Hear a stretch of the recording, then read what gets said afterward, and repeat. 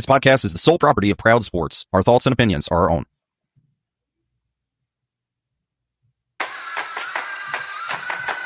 Yeah. They say I walk like a king, talk like a king. You can act around now, say the same thing. They chasing the fame, they all want the name. But they ain't got what's running through these veins. Say I walk like a king, talk like a king. You can act around now, say the same thing. They chasing the fame, they all want the name. But they ain't got what's running through these veins. Make way for the king.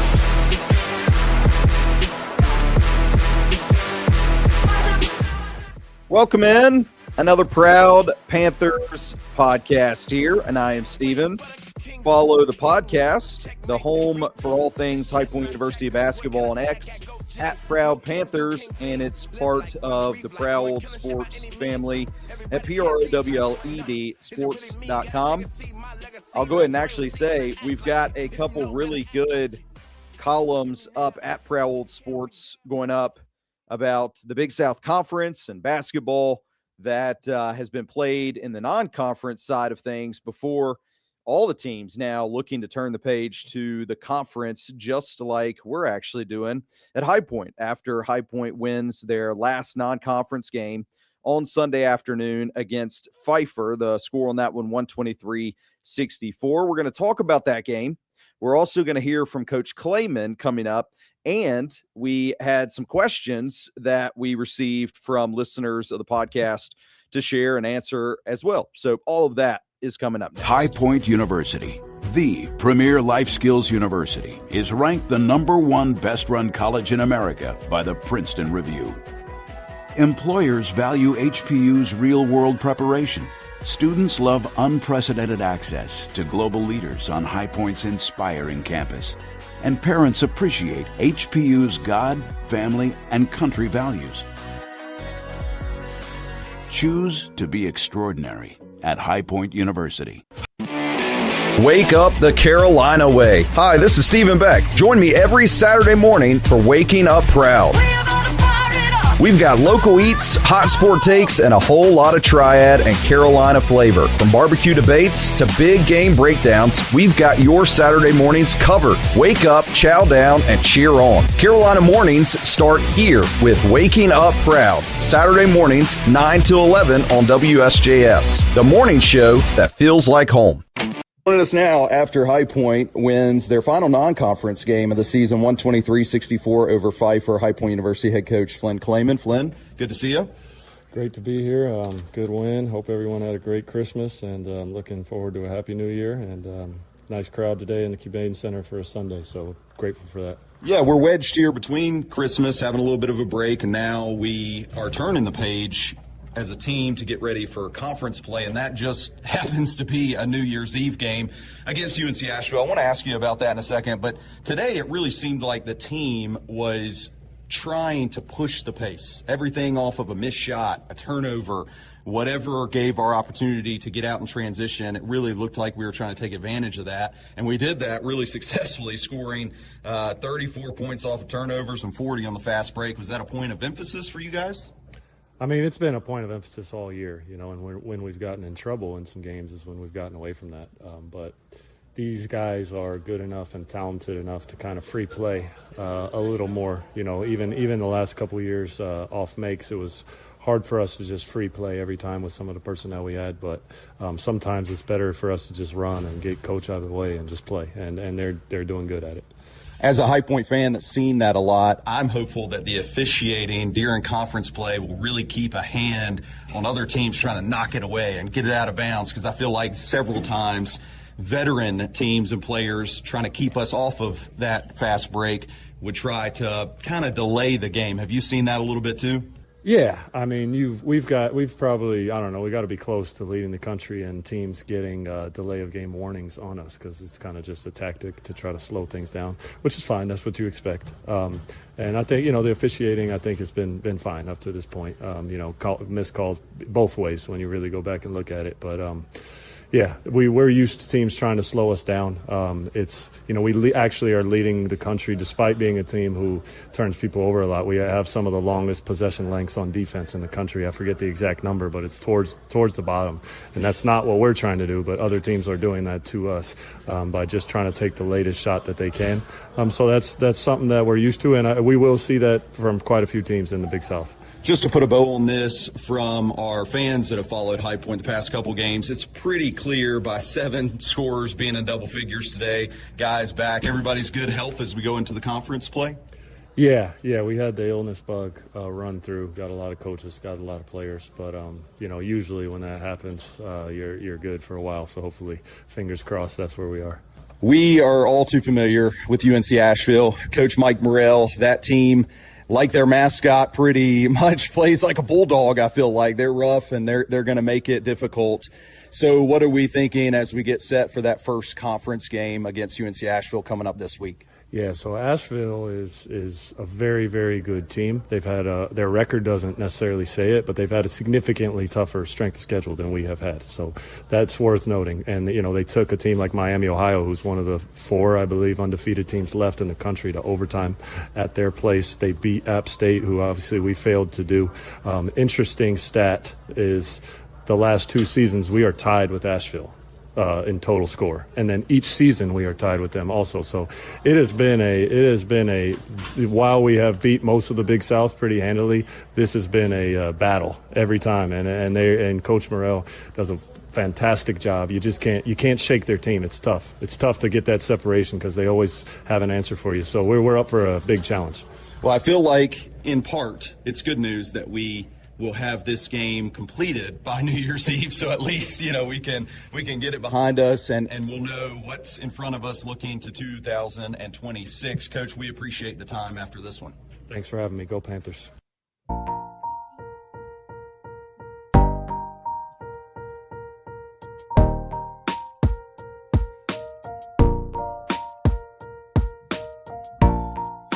That was head coach of High Point University basketball, Flynn Clayman, joining us after the Panthers defeated Pfeiffer on Sunday, 123-64, and appreciative of his time. Kind of closing up the chapter on the non-conference play and looking a little bit ahead to our New Year's Eve clash against UNC Asheville, and we'll talk about that here shortly as well. But just to go back to the Pfeiffer game, I am most happy overall that we were able to get out without any injuries. Going into that type of game, the last thing that you would ever desire is that you would end up having some type of issue health-wise or injury-wise. And, even in that game, Rob Martin had a tough fall to the floor, kind of landed on one of his shoulders, and took an extra second or two to get up from that. And so for myself, I hold my breath at that because it's a glorified practice game. I mean, honestly, and you just don't want to see something like that. Now, to that point, it's also good considering that we were able to have that game, get it behind us, to help us come back from the Christmas break and a little bit of legs underneath our guys again before we have to go and start the conference play, right around Christmas and the holidays here. Those back behind the scenes guys like director of basketball operations guys and GAs and all those dudes that are trying to make sure the players are back on campus and they're where they need to be and at practice on time and travel and all of the things, man, that those guys are the real MVPs right now because it's not easy. And so to that point, it's good that we had this one. Also good that we were able to show up and show out early. There wasn't any kind of lag or didn't seem like there wasn't energy there when, honestly, against a team like this, I would say it's easy to not have the the emphasis and the energy on it because even as a fan, I don't necessarily feel that way. But the team came out, they handled their business, did what they had to do, and 7 guys score in double figures of this one.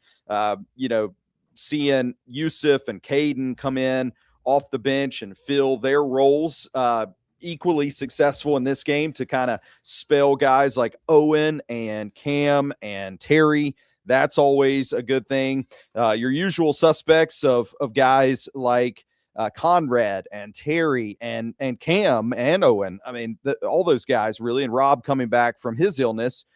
They all also had their solid games. So no real issues, concerns, questions, other than a question that we had on our Proud Spaces that came up after the game. And we actually, for those that haven't taken a part in this, do this post-game all throughout the season on X, my page. If you follow there at Stephen Beck PS, it gives you an opportunity to tap on, give your thoughts, ask questions, just like we had one of these yesterday. One question I might have for you, Chase Johnston is kind of a sniper from three, but doesn't bring a ton of extra outside of his he's not going to drive to the basket a lot. So is him coming off the bench, is that almost a benefit to him that he can kind of sneak under the radar on the other team's scouting reports? So I gave a quick answer to this on the Spaces, but I also alluded that I would spend more time on it on this Proud Panthers podcast today. And the question is, Chase being somebody that started the season as a starter, now coming off the bench, not as many minutes maybe as what he was getting last season for us at High Point, but also even earlier in the season. And the question is fair. Is maybe him coming off of the bench, he can fly a little bit more under the radar of other teams' scouting reports. I think, yes, that is true. I also believe, though, that there's an element here that maybe Chase himself hasn't fully grasped yet, or maybe is missing. Chase, for those that may not know this about him, you can find out more about him in our archives of the Proud Panthers podcast, one of the first players that I was able to spend some time with. And I'll tell you, Chase is somebody I look up to because I admire his ability to hold his faith so strongly, near and dear to his heart. I also admire how well that leads and guides him through the course of everything. And so part of that, in my opinion, plays into my answer here about this question. But he is friends as well with Trey Benham. Trey being a former Panthers player, we had the benefit of having on the roster for 2 seasons, came over, still has been to a couple of games this year and lives in Charlotte. And Trey and Chase were close, tight guys as friends last season on our magical NCAA tournament berth team.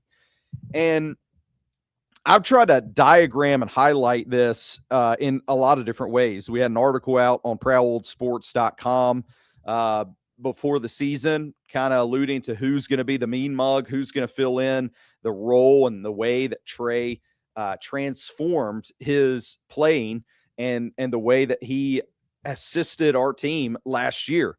So I've come from that angle, and I'll do it again here a little bit to say that, Trey was a 3-point sniper style player. That was his scouting card. He comes in, he's looking to pop the threes. He's deadly from out there. And, the other aspects to his game at that time were limited. They were what they were. After that one season with us on our High Point team, I think Trey, mature enough, realized that the talent incoming was only growing to last year's team, that the players being added around on Huss's and Coach Clayman's roster at the time was much more versed, much more deep, and much more talented. And because of that, Trey realized, okay, these guys can carry loads. They can fill it up for our team. But maybe where they're not going to carry us as much, and where I can jump in and fill holes, voids, help as much as possible, would be on the defensive end, getting rebounds, because even though we had Bodo at the time, still everybody, that's a team effort. And for parts of this season here in 2025 going into 26, we've realized that we need to get those rebounds. We don't have Bodo anymore. And so I think Trey realized that his three-point shooting was always going to be there, but he's got to get this other persona almost to really bring that element into his game.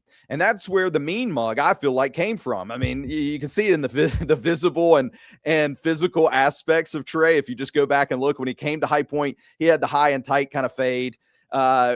When he was leaving High Point, he had the shaggy hair with the headband on. Last season, it wasn't just during the March Madness run where folks finally saw that mean mug during the Big South Championship game. I mean, he had done this earlier throughout that season, and it was just a different style for him.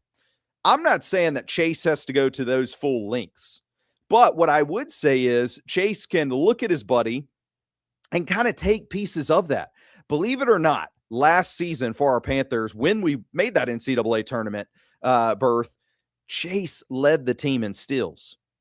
Another thing about Chase, yes, he's got the three-point shooting, but I think that he is a good and determined defender. And what I mean by that is I think he takes that element of the game seriously.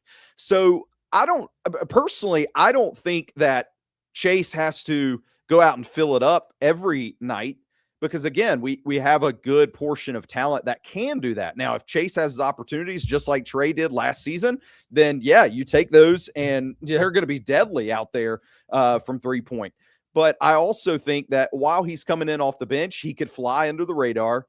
He could definitely help a team with steals, because if we go back to our game against Pfeiffer just yesterday, as a team, our DNA, when we're able to get steals, when we're able to get rebounds off of missed shots, when we're able to get out and transition and push the pace, we are very good.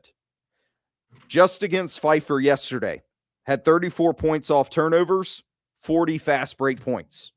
And you heard me ask Coach Clayman with his time after the game about pushing the pace. And I've noticed, no joke, there's a lot of teams that we've played this year where when when their shot goes through the hoop, they're quick to try to knock it away or try to hold on to the ball and let some of the defenders on their own side get back down the floor. Because there were numerous times yesterday where we beat Pfeiffer back down the floor in a flash. Rob Martin had the ball up the court so quick that, Pfeiffer's turning around, still celebrating their make on the other end. Terry Anderson on an NFL Sunday was on the receiving end of long three-quarter, full-court style passes up the floor and scoring on the opposite end really quick. And so I feel like on missed opportunities, when we get out and transition and push, and to Coach Clayman's point, just kind of play, then that's something that is an added benefit and element to our team. And so Chase, I feel like, to answer the question we had in Spaces, I just feel like Chase can play a role in that, getting some of those steals and helping to get the ball up the floor. Now, as you also heard us talk about, we have a game now. First of the Big South Conference for our season this year, and it's coming up on New Year's Eve afternoon, a little matinee just like the game against Pfeiffer, where we're taking on UNC Asheville. And man, Coach Clayman made a very good point. These two teams have been locked like two bucks during the rutting season, head to head, the past two seasons. Score-wise, record-wise, it's been almost really a dead heat.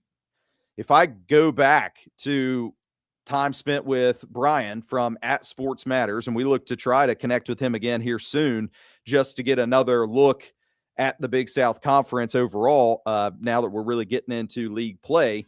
But I remember Brian, during our previous time spent together here on the Proud Panthers podcast, he directly remembered and said, man, one of the highlights to his season last year was Jordan Marsh, point guard for the Bulldogs, inside the Cobain Center, shooting some kind of crazy shot, and they were going head to head, and it was overtime before you know it. I mean, it was a thriller of a game that we fortunately pulled out at home. but we did lose when we went to UNC Asheville. So there's a lot of history. Now, this day and age of college hoops, you got transfer portal happening everywhere. And as I've shared in our last podcast, only about 4% of points and time from our previous roster carried over to this year. So virtually, and Jordan Marsh, by the way, is not there for UNC Asheville anymore either. So, virtually you got completely different teams. But I just know something about Coach Morrell and the Bulldogs, and that is that they play like Bulldogs. I mean, they're going to fight tooth and nail, and they are an impassioned staff that feeds that into their players. Their offense is usually really well put together. And so this game, I have said a few different times now, it's a scary one for me. You got to start somewhere, but starting on the road against UNC Asheville, and if you really want to play in, the look-ahead game, which I don't do tons of, but then you got a home opener as well in the Big South against Longwood. Everybody knows how that goes. So this is a no-joke time now that we're getting into conference play. And I draw back to an element that I asked Coach Klayman directly about. For those that may have missed this, in between the little Christmas mini break that we had, I was able to catch up with Coach Klayman through some just written responses. It wasn't an audio portion, but you can go to prowledsports.com. That's PROWLED sports.com and read those responses. And I asked him directly then, do you guys as a team realize the type of target that is on your back? And that's already been the case throughout the non-conference. App State, their win, unquestionable that it was their biggest of the season against High Point. I venture to say that UAB, after losing to us a season ago, and you could say the same for SIU, they both wanted to return serve and make sure that this one was a important game to be played.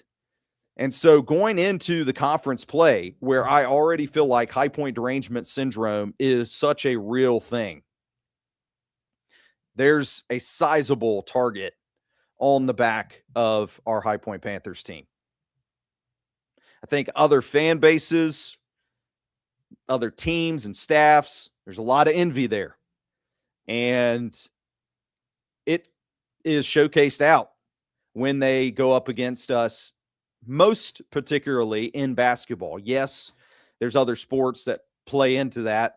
And in lacrosse, we're in the Atlantic 10, so it's a little different. But basketball season, men's basketball, that's kind of the crown jewel, or should be really heavily so, of the Big South. They should kiss football goodbye and forget that little nonsense. But basketball is the league sport. It should be front and center. And so when these schools who have a ton of familiarity with High Point, the school and the team, and how quick we've accelerated into prominence over the past 2 seasons, there is going to be a lot of these teams, including UNC Asheville, coming up this week that want to take it to us and want to make it happen.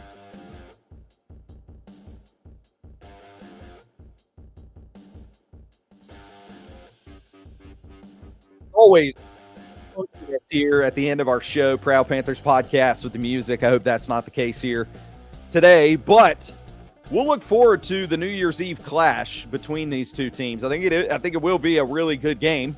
2 p.m. matinee style New Year's Eve. I'll go ahead and say, I think we're going to do a little something different that day. Maybe host a little watch party right here where you can join the stream live with your comments and your questions and your thoughts during that game. I hope people will take part in that. I think that's something different that we'll do, since I can't make it down to Asheville for this game. And of course, we'll have Proud Spaces on X at Stephen Beck PS after the game as well, plus another Proud Panthers podcast coming up at the end of the week, where we're into 2026. So looking forward to that, and we'll look forward on that one to playing Longwood. We'll see you again soon.